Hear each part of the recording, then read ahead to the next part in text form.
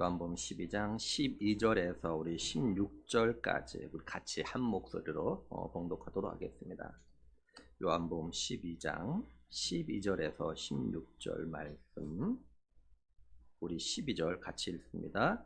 그 이튿날에는 명절에 온 큰 무리가 예수께서 예루살렘으로 오신다는 것을 듣고 종려나무 가지를 가지고 맞으러 나가 외치되 호산나 찬송하리로다. 주의 이름으로 오시는 이 곧 이스라엘의 왕이시여 하더라. 예수는 한 어린 나귀를 보고 타시니 이는 기록된 바 시온 따라 두려워하지 말라. 보라, 너의 왕이 나귀 새끼를 타고 오신다 함과 같더라. 제자들은 처음에 이 일을 깨닫지 못하였다가 예수께서 영광을 얻으신 후에야 이것이 예수께 대하여 기록된 것임과 사람들이 예수께 이같이 한 것임이 생각났더라. 아멘. 오늘 말씀 12절을 보면요, 그 이튿날 이렇게 시작합니다. 그러면 그 전날에 무슨 일이 있었을까요? 예수님께서 베다니에서요, 예수님을 위한 잔치가 있다는 소리를 듣고 이제 베다니에 오셨습니다. 그런데 그 잔치에서 어떤 일이 있었냐면 마리아라는 여자가 300다나리온, 그러니까 오늘로 쉽게 말하면 근로자들이 1년 동안 일해서 다 모은 그 정도 액수의 돈을 가지고 어제 향유를 샀어요.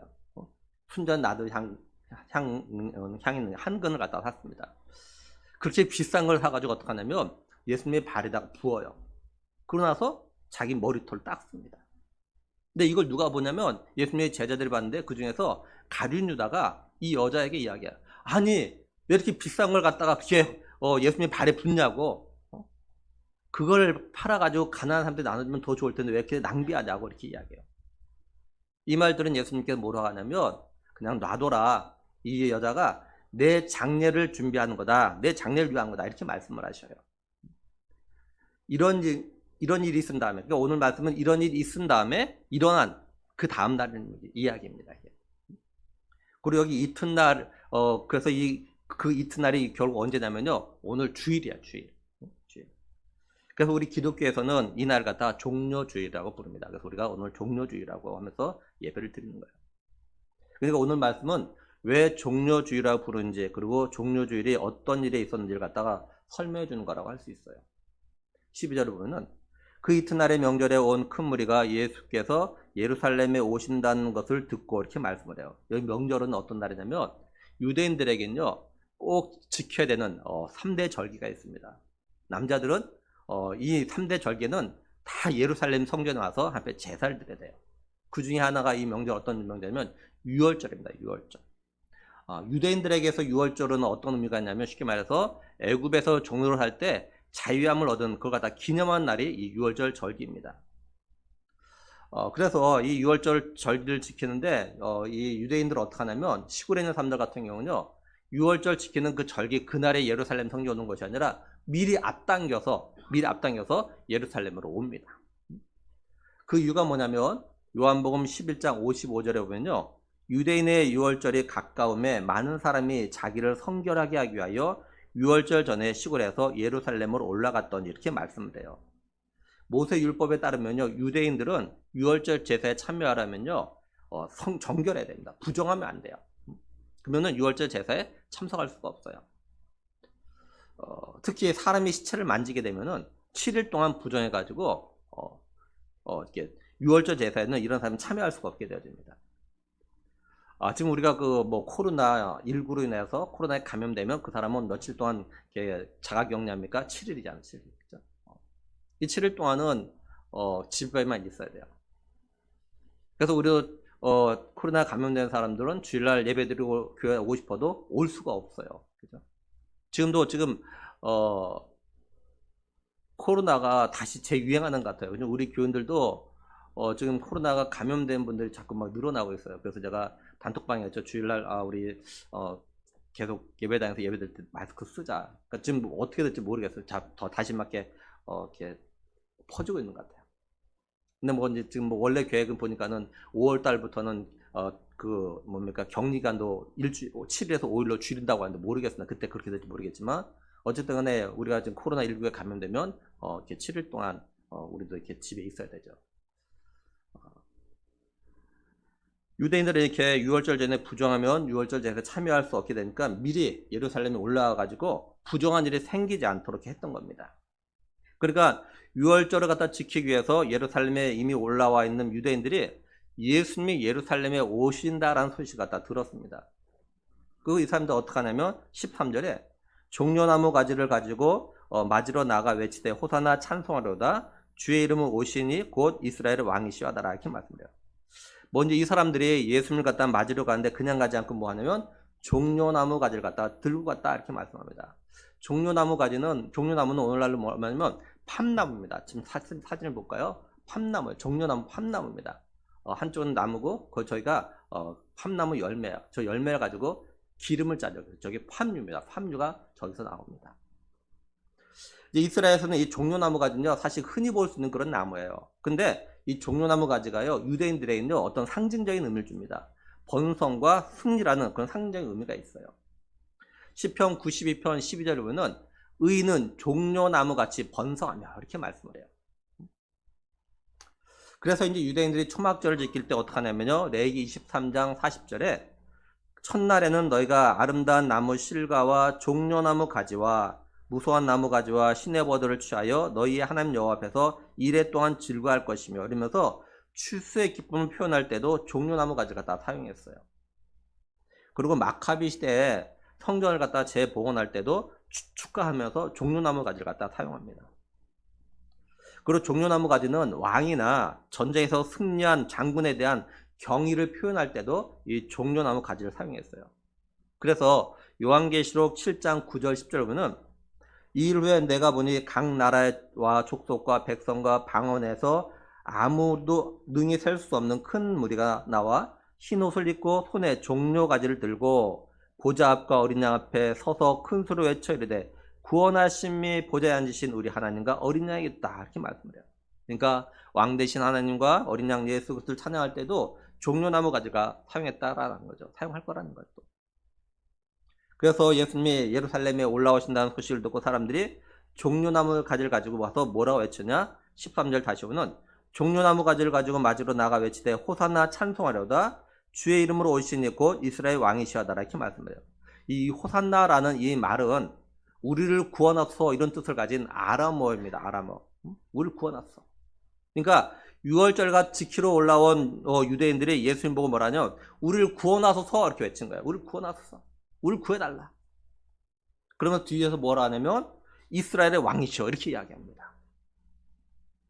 유대인들에게 있어서 유월절은 애굽에서 종로 타다가 자유하게 된 걸 갖다 기념하는 그런 절기예요.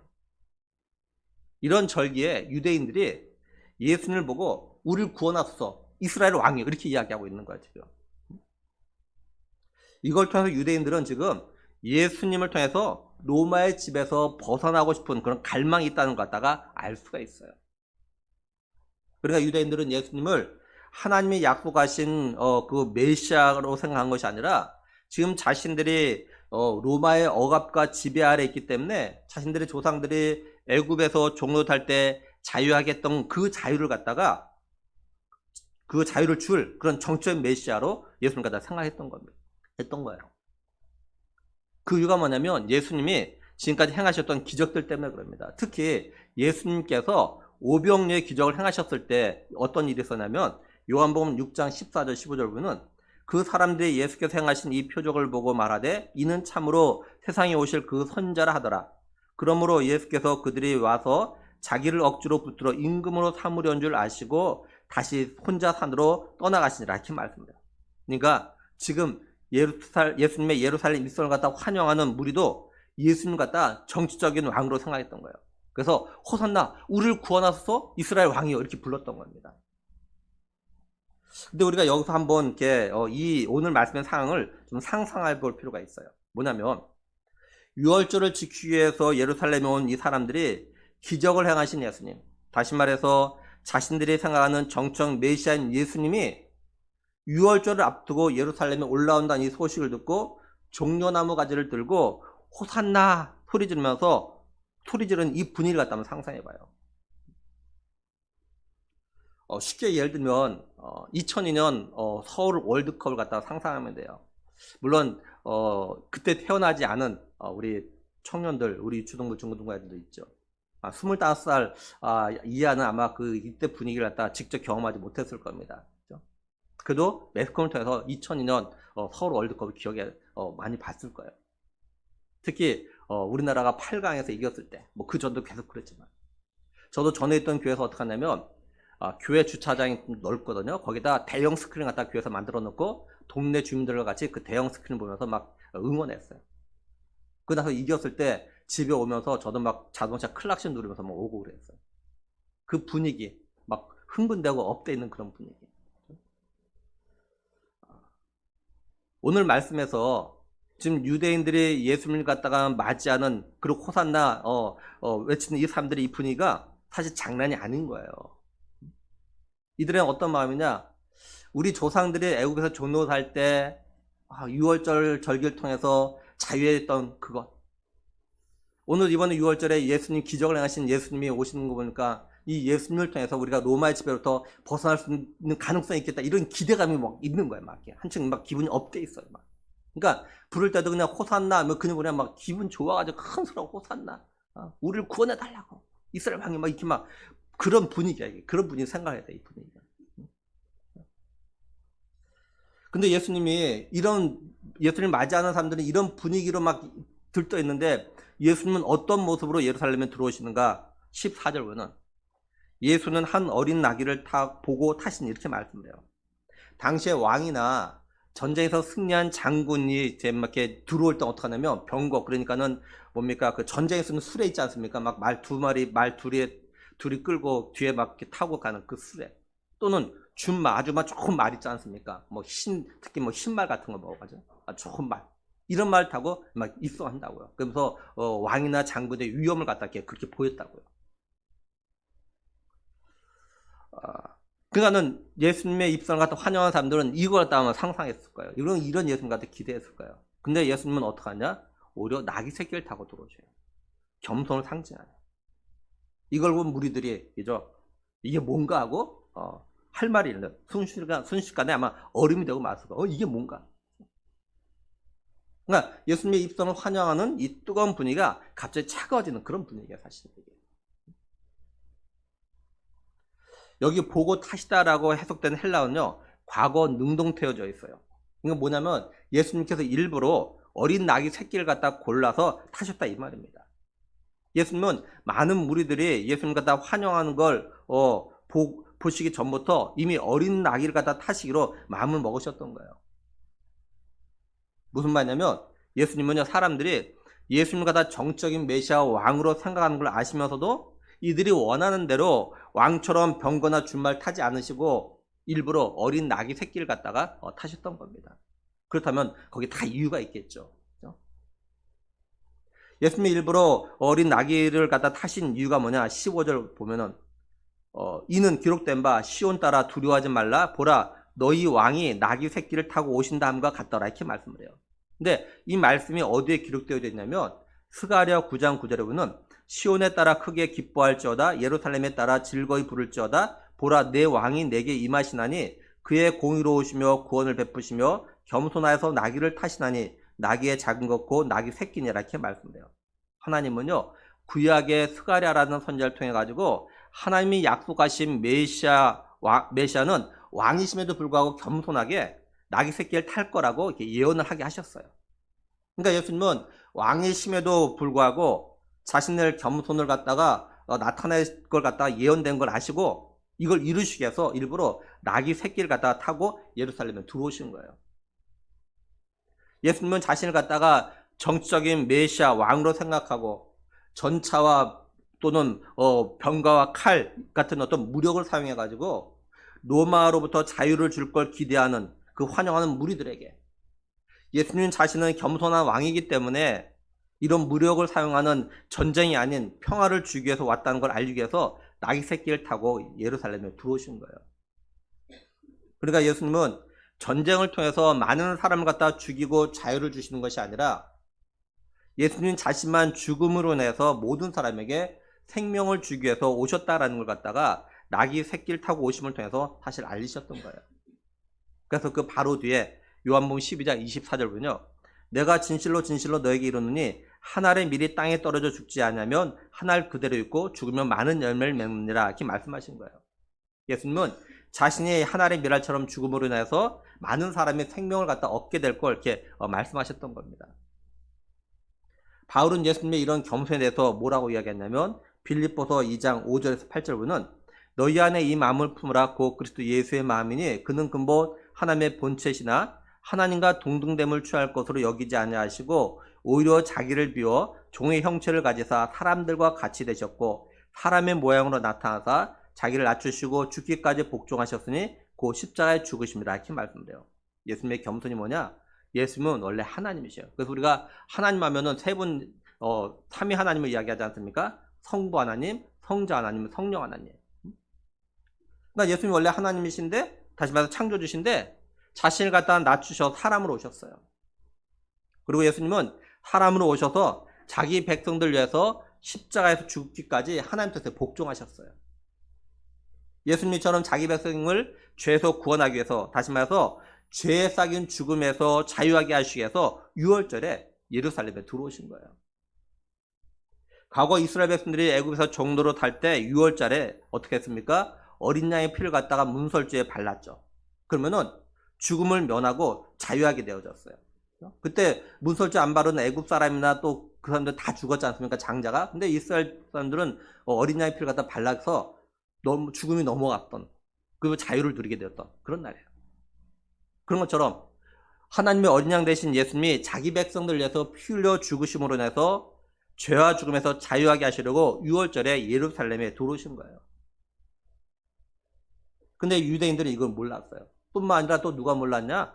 16절에 보면 제자들은 처음에 이 일을 깨닫지 못하였다가 예수께서 영광을 얻으신 후에야 이것이 예수께 대하여 기록된 것임과 사람들이 예수께 이가 찬 것임이 생각났더라 이렇게 말씀을 해요. 지금까지 예수님을 따라다니며 말씀을 들었던 제자들도 예수님이 낙이 새끼를 타고 예루살렘에 들어오신 이유를 갖다 몰랐어요. 제자들이 이걸 언제 하냐?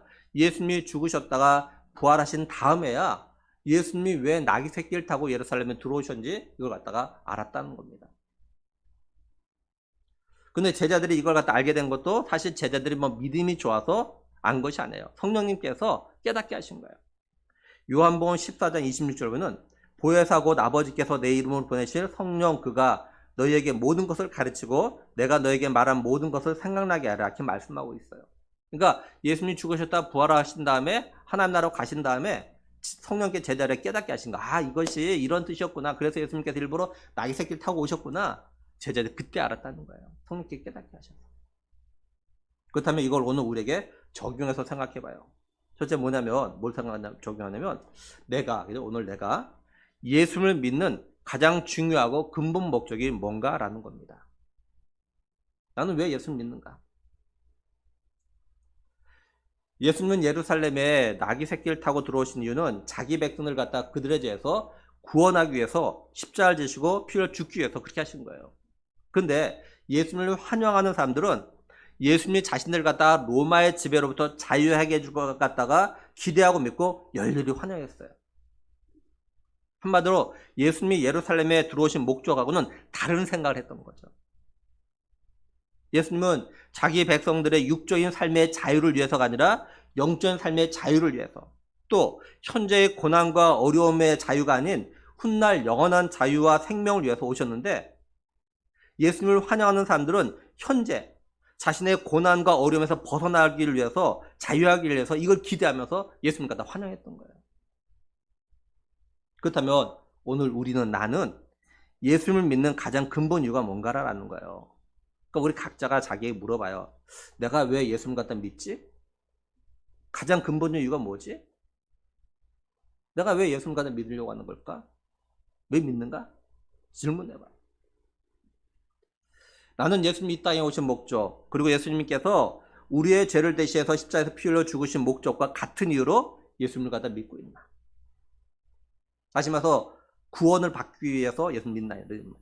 아니면 예수님의 예루살렘 미션을 갖다 환영했던 사람들처럼 현재 내 삶의 어려움, 아픔에서 벗어나려고 그러려고 내가 예수님 믿고 있나?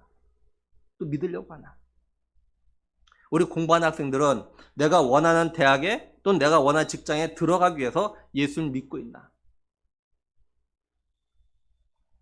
오늘날 교회 다닌다고 하는 사람들, 또 자기가 예수님을 믿는다고 하는 사람들 가운데는요, 예수님이 이 땅에 오신 목적과 다른 목적을 가지고 교회 나가고 예수님을 믿고 있다는 사실이에요. 그래서 자신의 육적인 삶에 어려운 일이 생기면, 또 내가 원하고 바라는 대로 되지 않으면 교회도 나오지 않고 믿음 생활도 제대로 하질 않아요. 또 내가 원하고 바라는 일이 우선이 되어가지고 그걸 이루기 위해서는 믿음 생활도 제대로 하질 않아요. 그거 다 뒷전이에요. 예배 드리는 것도, 기도 생활도, 말씀 생활도, 헌금 생활도, 봉사 생활도, 헌신도 제대로 하질 않아요. 내가 이루고자 하는 그것이 막 주목적이 되어버려가지고. 이 땅에서 내가 원하고 바라는 걸 이루길 원한다면, 또 내가 원하는 대학에 들어가길 원한다면, 그리고 내가 원하는 직장에 들어가길 원한다면, 내가 좋은 아파트에 살길 원한다면 굳이 예수님 안 믿어도 돼요. 이런 거 원하면 예수님 안 믿어도 된다고요. 예수님 안 믿는 사람들 가운데는요, 자기가 원하는 걸 이루면서 잘 먹고 잘 살고 성공한 사람들이 훨씬 많아요. 사실 예수님 믿는다고 해서 이렇게 다 이루어지는 것이 아닙니다. 내가 원하는 거 다 이루어지지 않아요. 어떤 면에서 내가 예수 믿으면 내가 원하는 많은 걸 다 포기해야 돼요. 내가 좋아하는 거 다 포기해야 될 때도 있어요. 우리는 나는 왜 예수를 믿겠다고 오늘 이 예배 자리에 나왔는가 깊이 생각해야 돼요. 예수님은 우리에게 이 땅에서 행복을 주려고 오셔서 십자가에서 대신 죽으신 것이 아니에요. 훗날 천국에서 우리에게 영원한 생명과 행복을 주시기 위해서 오셨고, 또 그것 때문에 십자가에서 우리 죄를 대신해서 죽으신 거예요. 그러니 혹시 예수님을 믿으려고 하고 또 교회 나는 목적이 예수님을 갖다 환영했던 사람들처럼 이 땅에서의 자유, 이 땅에서의 행복을 위해서라면 그 목적을 갖다 바꾸세요. 이 땅에서의 행복, 이 땅에서 가난, 아픔, 고난 등에서 자유를 얻고자 하는 목적이 우선이 아니라 훗날 천국에서 예수님과 함께 영원토록 행복하게 왕노릇하며 살아가기 위한 목적으로 바꾸세요. 예수님이 이 땅에 오셔서 십자가에서 대신 죽으신 그 목적과 같은 목적을 가지세요. 이런 소망과 믿음을 가지면 이 땅에서도 행복하고 훗날 예수님이 다시 오실 때 천국에서도 행복하게 영원토록 살 수가 있습니다. 둘째, 나는 예수님의 제자와 같진 않는가라는 겁니다. 예수님의 제자들은 약 3년 정도 예수님과 함께 먹고 자고 같이 동행하는 삶을 살았어요. 그래서 예수님부터 많은 말씀을 들었고 배웠고, 또 예수님께서 행하시는 기적도 많이 체험했어요. 많이 봤어요, 직접. 근데 이 제자들은 예수님을 갖다 좀 더 잘 알고, 또 예수님의 이 땅에 오신 목적도 잘 알아야 되는데 생각처럼 많이 알지는 못했어요. 또 예수님이 정말로 하나님의 아들이시고 구원자라는 것도 사실 정확하게 온전하게 믿지는 못했어요. 근데 그래서 후에 또 어떤 일이 일어나냐면 예수님이 제자들과 마지막 이렇게 만찬하신 가운데 제자들이 발을 갖다 씻겨주셔요. 이때 베드로가 이야기해요. 예수님, 제 발도 씻겨주시려고 하는 거예요. 그래서 예수님께서 뭐라고 하시냐면은 요한복음 13장 7절에요. 예수께서 대답하여 이르시되 내가 하는 것을 내가 지금은 알지 못하나 이후에는 알리라, 이렇게 말씀을 해요. 그러니까 베드로는 예수님께서 제자들의 발을 왜 씻겨주는지 모르는 거예요. 그러면서 그렇기 때문에 내 발은 절대 안 됩니다 막 이랬어요. 다른 제자들 발을 씻겨줬지만 제 발은 안 됩니다. 그래서 예수님께서 내가 너의 발을 갖다 씻겨주지 않으면 넌 나와 상관이 없어. 그러니까 그때서야 제 발도 씻겨주시고 손도 씻겨주시고 또 머리도 씻겨달라, 이렇게 이야기합니다. 예수님의 제자들이 예수님이 하시는 일을 보고 말씀을 듣고도 사실 예수님에 대해서 모를 수 있어요. 3년 동안 같이 다녔고 배웠다고 해서 예수님이 어떤 분이신지 정확히 다 안다는 건 사실 쉬운 일이 아니에요. 그런데 오늘 우리는 성경을 통해서 다 받고 들었어요. 우리는 예수님 누구시며 또 예수님이 왜 뭐 이런 말씀하셨는지 우리는 성경을 통해서 다 들어서 알아요, 지금. 제자들은 몰랐거든요. 우린 다 안다고, 지금. 그러니까 우리는 예수님 가다 믿을 수 있어요. 예수님이 나의 죄를 대신해서 십자가 죽으셨다가 3일 만에 부활하신 거 우리는요, 믿을 수 있습니다. 우리가 예수님에 대해서 관심을 가지고 알려고 하고 믿으려고 하면 얼마든지 우리가 예수님에 대해서 알 수 있고 또한 믿을 수 있어요. 우리가 마음만 먹으면. 그러니까 우리가 예수님을 알고 싶고 또한 진실로 믿고 싶은 마음을 가지고 하나님께 기도해 보세요. 그러면 하나님께서 우리에게 은혜를 주셔가지고 믿을 수 있는 은혜를 갖다 주십니다. 믿음을 주셔요. 믿음을 선물로 주셔요. 하나님은 우리에게 성령을 갖다 보내주시고 그 성령이 우리 하여금 예수님이 어떤 분인지 갖다 깨달아 또 알게 하셔요. 하나님이신 예수님이 이 세상에 왜 오셨는지, 그리고 왜 십자가에 죽으셔야 하는지, 또 말씀하신 대로 죽으셨다가 부활하신 것 같다 믿을 수 있게 되죠. 그렇게 되면 우리는 예수님이 진실로 나의 구원자 되심을 믿고 고백하고 천국의 소망을 가지고 살아가게 되어집니다. 오늘날 교회에 나오는 많은 사람들 가운데 이걸 모르고 깨닫지 못하고 믿지 못하니까 어떠냐? 천국의 소망을 두지 않고 이 땅의 소망을 두고 살아요. 그래서 그저 이 땅에서 잘 살려고 이 땅에서만 잘 살면 된다 생각하고 믿음 생활도 제대로 하지 않고 그냥 대충 적당하게 하는 거죠. 우린 이러면 안 돼요. 한마디로 예수님에 대해서 알게 되면 믿게 되면 믿음 생활도 사실 제대로 할 수 있게 되는 거예요. 그러니까 아직도 예수님을 잘 모르니까 잘 이렇게 안 되는 거예요. 제대로 안 하는 거죠. 내일부터 이제 고난주간 특별 새벽 기도가 있는데 이때 모두 다 그죠? 날 위해서 고난당하신 예수님을 갖다 생각하고 기도하며 부활의 소망을 가지고 기쁨으로 부활주를 맞이할 수 있도록 모두 다 새벽 기도에 나가서 기도로 이렇게 또 준비했으면 좋겠습니다.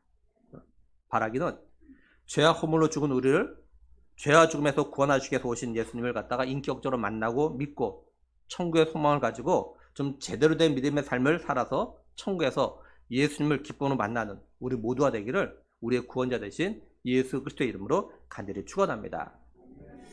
예, 우리 이 시간에 이제 성찬식을 좀 하도록 하겠습니다. 우리 찬송가 229장 드리겠습니다. 찬송가 229장. 우리 1절, 2절, 3절 하겠습니다. 1절, 2절, 3절만 229장.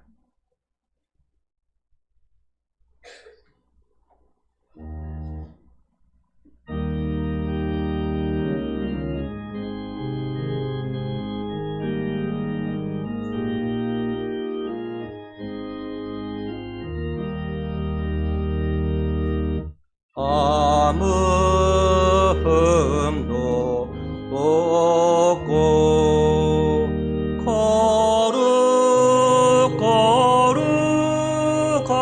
거룩하신 주 하나님 어린 양이 죽임을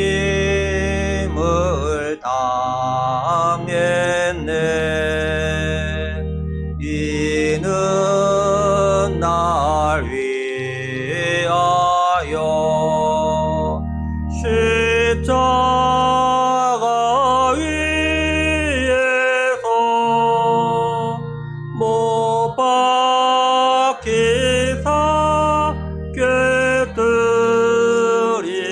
꿰뚫이신 주님의 몸일세. 이는 날 위하여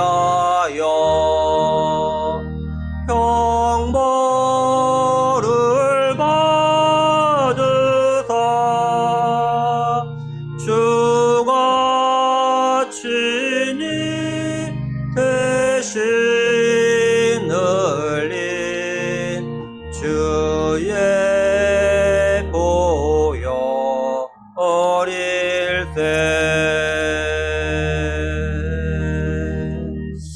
우리 하나님 말씀 보겠습니다. 하나님 말씀 고린도전서 11장입니다. 고린도전서 11장 23절에서 26절까지.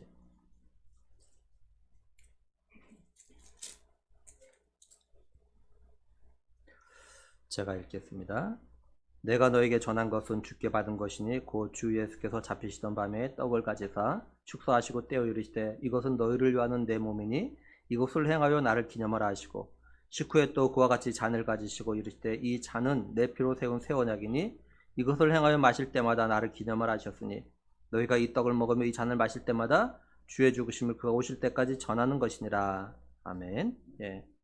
말씀을 보면 바울은요, 고린도 교회 성도들에게 자신이 전했던 성찬에 대해서 이야기하는데 뭐라고 하냐면 23절에 주께 받은 것이니 이렇게 이야기합니다. 그러니까 바울은 지금 성찬이 권위가 있다는 걸 말하는 거예요. 다음으로 주님께서 성찬을 행하실 때가 언제 나가냐면 23절 마지막에 주 예수께서 잡히시던 밤에 이렇게 말씀을 해요. 그러니까 성찬은 예수님께서 시작하셨다는 겁니다. 누가복음 22장 15절 보면요, 이르시되 내가 고난을 받기 전에 너희와 함께 이 유월절 먹기를 원하고 원하였노라 이렇게 말씀을 해요. 예수님께서 왜 고난당하시기 바로 전에, 붙잡히시기 전에 제자들과 이렇게 유월절을 갖다가 함께 먹기를 원하셨는가라는 거죠. 먼저 우리가 알아야 될 건 뭐냐면 마지막 유월절이 언제냐면 또 성찬 시작이 언제냐라는 거예요. 그건요, 예수님께서 고난받기 전, 다시 말해서 예수님께서 십자가를 지시기 위해서 붙잡히던 그 밤이 유대인들이 지금까지 지내오던 유월절의 마지막 밤이에요. 그리고 성찬이 이때 바로 처음 또 시작되는 그런 밤인 겁니다. 이 밤이.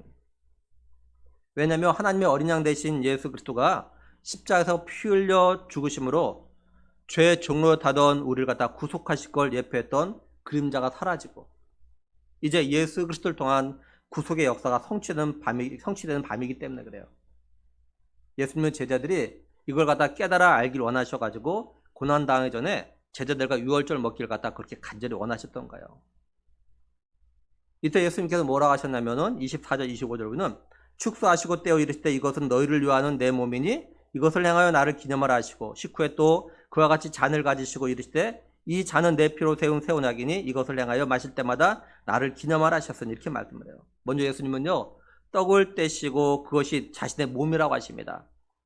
그러면서 이게 누굴 위한 것이라고 하시냐면은 예수님 자신을 위한 것이 아니라 제자들, 더 나아가서 예수님과 다 믿고 영접하는 모든 성도, 죽여서 오는 우리를 위한 것이라고 이렇게 말씀을 하셔요.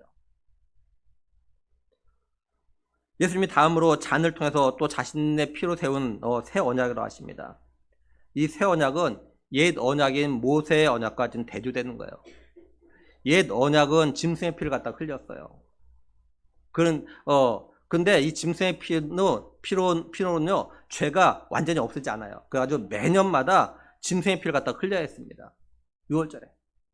근데 예수님께서는 자신의 피로 세운 새 언약은 죄가 완전히 없어지는 그런 거였어요. 그래서 더 이상 피 흘림이 없게 하셨습니다.